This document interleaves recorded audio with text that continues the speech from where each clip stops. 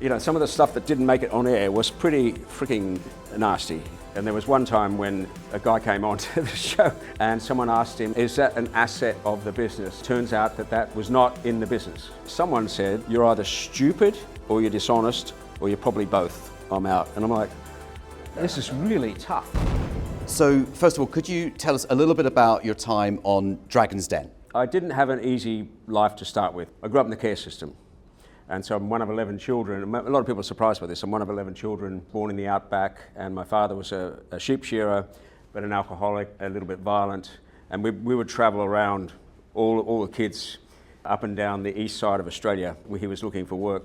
And he did other sorts of work, like, you know, the manual labour around the farms. And then we were very poor. We were actually living in a couple of tents, and we were malnourished. My mother was struggling. There was 8 of us at that point. She'd given away a couple of kids, that sort of outback adoption. Anyway, the authorities came one day and took us all away. I was born in Victoria, the state of Victoria, but by then we were in New South Wales, and they put us on a train to Sydney, which was obviously very traumatic. And then my parents were obviously very upset, and we were put on this train for 5 hours, and then I was put in an orphanage where I stayed for 3 months.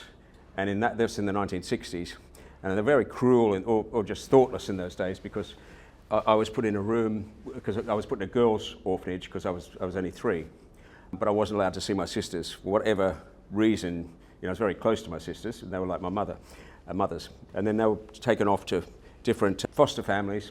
I stayed there the longest for 3 months, which was pretty horrible, and then put into a foster family, the Farleigh family, which I stayed. I was only supposed to stay there a month, but it ended up just being a situation that just lasted. So when I did that, then I went to school, and I was assessed as backward because I was quite traumatised by it all. So I was in a special learning class for a while, and I really thought I was stupid because it was quite fun. It was a bit like Cuckoo's Nest, because there was, you know, one kid would sneak up.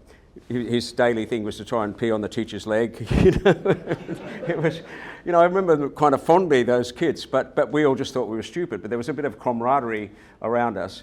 What that sort of gave me was, because I didn't really speak, so now I never shut up. But I didn't really speak till I was 10, so I didn't talk. You know, I could talk, but I just was very scared of talking, particularly to adults or looking anyone in the eye. The benefit of that is obviously, you got a bit to prove when you've been told you're stupid and you're in these special classes. And the other one was, because I was very introverted, I just did puzzles. So, you know, I would just love doing puzzles. So I didn't play up, I was a good boy, but I liked doing puzzles. And then chess became the ultimate puzzle. And then later on, so I started playing chess very seriously when I was about 12 or 13. I got reasonably good at that. And that gave me some confidence, but also gave me sort of some discipline. Later on I went into maths and economics, so that sort of thinking was a benefit. And the other thing that saved me was other people. I wasn't particularly close to my foster parents, but was other people. And I'm a real fan, you know, in business as well. You know, I'm school teachers particularly, one fellow from a church, another guy from chess player, but you know, they really took me under their wing and really went out of their way. And just having one person, I mean, I would latch on to people. They wouldn't know, you know, I'd tag around a school teacher. And I'm still friends with that school teacher, and one of the primary school teachers just died recently, but I'm still friends with with my economics and my maths teachers.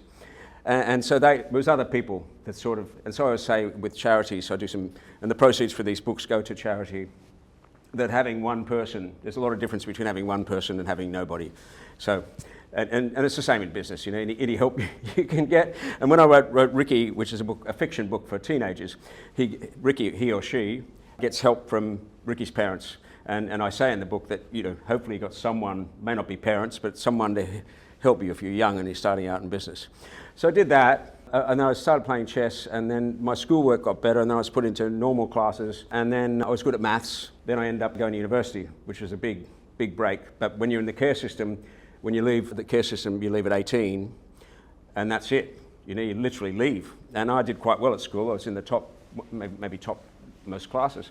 And by then, so I'd gone from backward class to being at the top of the school, but I couldn't go to university. So all my friends were going to university. I had to go to night school to study economics maths. Luckily, I got a scholarship from the central bank, you know, like the Bank of England. So I got a scholarship from them after 2 years because I got good marks at university. So then I got a scholarship, and then I was able to go full time. So it got a lot easier. After that, got a hell of a lot easier. And then I was offered a scholarship to do a PhD in Princeton at Princeton in maths or economics, but I passed it up because then investment banking was exploding, and apparently investment banking you could really be stressed, but you'd make some money. I thought, I've got to make some money. Like, obviously I didn't have any money, so I'm like, I'm going to take the risk. So I went into investment banking. I left the central bank and went into investment banking, and originally I was working in derivatives using my maths background, and then morphed into funds management using macroeconomic trading. I got paid a lot of money at a very young age, so it was like a bit weird. And then I was hired to run a very powerful hedge fund in Bermuda, and then I went there, and then I did that for a couple of years, and then I retired. So that was that. And by then I'm 34. But but I hadn't been doing much for like maybe 3, 4, 5, 6 months, and I had the toys. I had a Ferrari, had a boat, and through chess I'd met a very close friend of mine called David Norwood, and he went to Oxford University, and we became. He was doing sort of small business brokering, and I really became interested in small businesses, and just sort of took some positions on AIM and all, sort of read up on AIM, and I thought, wow, this is really inefficient compared to the markets, compared to trading, dollar yen or something. These markets, this is really inefficient. You can really, there's some good companies, there's some bad companies, and it's normally the quality of the management which is going to make the difference. If you get to know them, and you're not insider trading, but you have a lunch with someone, you can tell if they're doing all right or not most of the time. But anyway, so we did that, and so I started to invest directly into businesses. We set up an advisory business where we'd get companies and we'd put in money and management, and then this is sort of around about the late 90s, and you could go and list it on AIM, and it was not like now. AIM is sort of dead, isn't it? I don't know. But you could take it to AIM, and there'd be a sort of uplift in valuation, and then you'd gradually sell out and let them move on. And then on the back of that, I somehow ended up TV on CNN or talking about business, and so I think the BBC had seen that, and so they auditioned me to go on this show called Dragon's Den, and they didn't ask me to do the first one, and then the second one took the spot of Doug Richard, and so I'd had the privilege of seeing one of the shows, and I thought it was really good TV. I mean, I really did. It was very much like, it was reality TV, but it was very, I don't know what you guys think, but it's very real. What you're doing there is real negotiation. Obviously it's edited, but it was, and I thought, this is so educational for people. Like, I can learn from watching them. And the demographics fantastic. You get, men and women, young people, old people, wealthy people, working class. The demographics fantastic. And so I went on. I actually was on two minds about whether to go on the show, because living in Monaco, got a nice life. You don't necessarily want to have that profile. But it was good. If you want to find out how to buy a business successfully, get your free business buying toolkit. The link is in the video description below. They were pretty tough. I was actually shocked when I went on the show, because I'd seen enough, but I didn't, hadn't really picked up how. I think they're nicer now, but they were really nasty. And so I got this nickname, Mr. Nice, when I just thought I was just, you just say hello, but I didn't really, when someone comes on that show, there's all the pressures on them. And I think the world has moved on a little bit from those early episodes or series. People would come on, and they're not allowed to see the dragons, they're not allowed to see the set.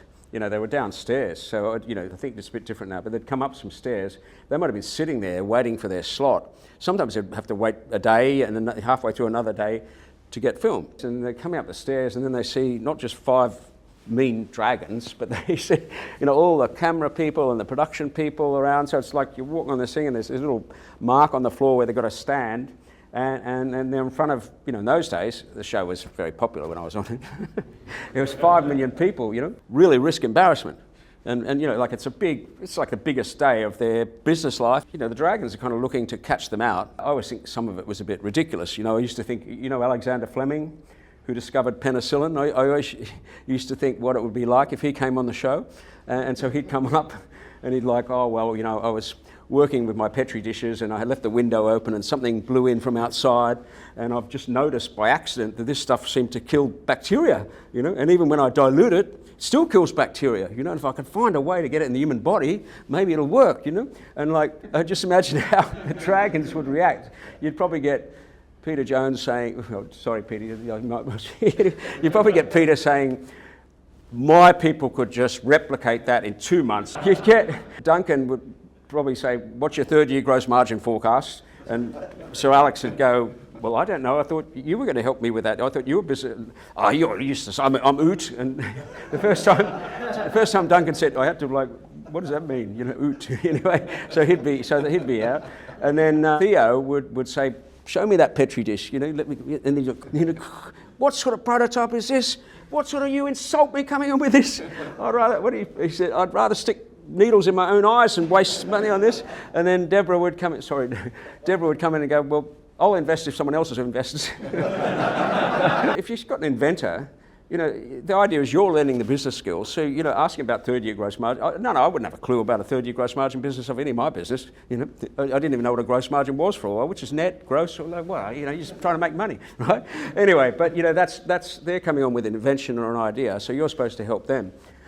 I decided when I went on it that I would make an offer for just about anything reasonable, but at the valuation, so often I made miles away from their valuation. And as I said, you could buy, the valuations were ridiculous sometimes. And one of the things in business, which I really hammer in my book, is the idea, and I'm sure, tell me if you disagree, but the idea is worth nothing. It's worth nothing. It's all about execution. Where people just have an idea with zero execution, zero progress, and they would just value it like £1 million. Shows like Dragon's Den might have brought people back into being a bit more sensible about valuations, but it's all about execution. So I would decide if it was a reasonable idea, I would make an offer. So often I got knocked back, so then the other dragons started calling me Richard the Reject. but at least I was making offers. And then I wouldn't slag them off because I'd feel quite sorry for them. If they didn't, sometimes you can really tell that they're really nervous and really stressed, and it's very important to them. And the last thing you want to say is, they're just trying. It's like, but sometimes, some of the stuff that didn't make it on air was pretty freaking nasty. And I was just like, and there was one time when a guy came on to the show and he had, I won't go into it too much because I don't want to let people know which one it was, but he came on the show and he was talking about his business, and someone asked him, is this in the business? Is that an asset of the business? And he said, yes. And then later on, we're going all through it, blah, blah, blah, blah, blah. And that valuation would have made with an asset in there. And then later on, it turns out that was not in the business. So obviously the business is worth less without this asset.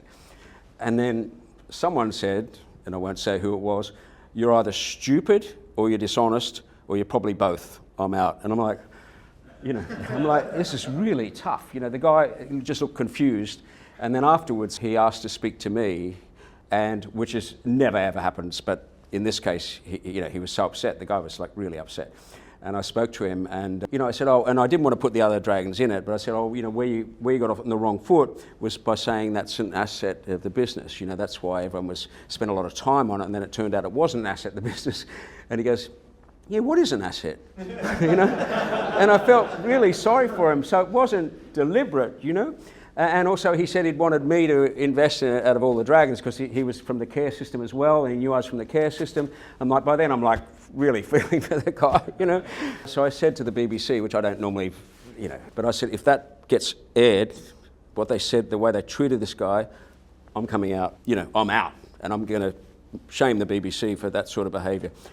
But that was the worst. On the other hand, a lot of good stuff comes out of it. A lot of good stuff comes out of it as well. The one that got away, Trunky, does anyone know Trunky? Rob came on the show and he had these pull-on suitcases for kids, and at that point my kids are like 3 and 4 or something, that sort of age, and he's got these fantastic wheelie suitcases, and I'm just thinking, my kids would love this, right? I could just imagine so easily. I'm like, this is really great and colourful. It was kind of before people were doing sort of inventive things like that. And so of course Peter Jones is 6'4", I'm 5'7", so of course I've got to sit on it like a kid, and he's pulling me around, right? And but that was another one with Theo, and Theo will admit this. He got the prototype and he's just like grabbed the strap and pulled it off, and said, "What sort of prototype is this?" I'm like, and I normally agree with Theo. I've got a lot of respect for Theo because I don't really understand the retail. I'm not really in retail. I don't really understand if you're selling shampoo in Boots, what you have to buy it for. I don't understand what percentage and where, and how you get the shelf space. I don't understand any of that. So I always look to Theo to have that expertise. So I have a lot of respect for Theo. But when he just pulled that strap off, I really thought he was an idiot. I mean, it's a prototype, dude. It's going to be made better than that. It's a concept, But he made a big show of pulling it off, and then he's out. And I stayed in and trying to negotiate.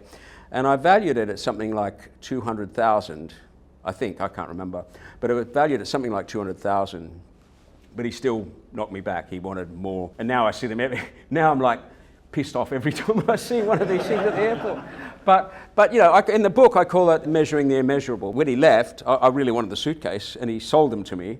Already I'm impressed by that. He didn't just give them to me.